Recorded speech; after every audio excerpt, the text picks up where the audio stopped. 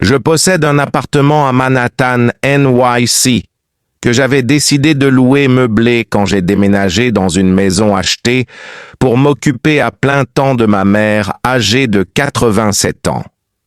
Les loyers devaient être ma principale source de revenus. Ma nouvelle locataire, une femme d'âge moyen venue du Queensland. Australie n'avait aucune référence de propriétaire affirmant avoir possédé sa maison pendant 30 ans.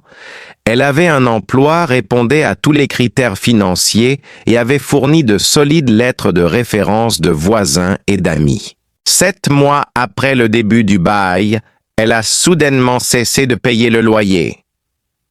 Toutes mes tentatives pour la contacter ont échoué. Alors je n'avais pas d'autre choix que de déposer une plainte au tribunal du logement. Elle a été expulsée et je l'ai aussi poursuivie au tribunal des petites créances pour les dommages, y compris un micro, ondées cassées, des canapés tachés et l'état de saleté de l'appartement. Elle a ignoré toutes les audiences, a secrètement déménagé et est retournée en Australie, rendant coûteux et difficile pour moi de faire appliquer le jugement. Décidé à ce qu'elle ne puisse pas tromper un autre propriétaire, j'ai planifié ma vengeance.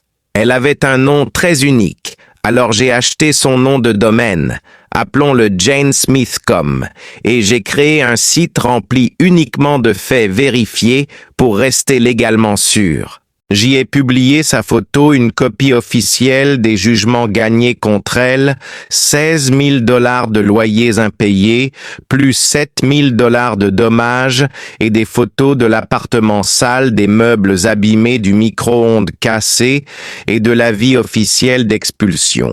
J'ai aussi inclus des détails sur son travail et le club de bridge qu'elle fréquentait.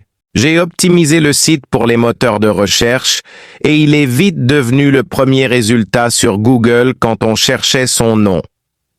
Des visiteurs, dont son employeur, et même des inconnus m'envoyaient des messages après l'avoir vu lors d'événements professionnels. J'ai contacté les personnes qui avaient écrit des lettres de référence pour elle afin de révéler son vrai comportement. La vérité était désormais publique, enregistrée en ligne, et elle ne pouvait plus se cacher. 3 ans plus tard, je possède toujours son domaine, le site reste actif et reçoit encore des visiteurs. Cherchez son nom en ligne, il apparaît toujours en haut des résultats. Même si le site me coûte un peu la satisfaction d'avoir exposé la vérité et empêché d'autres propriétaires d'être trompés, vaut largement la dépense.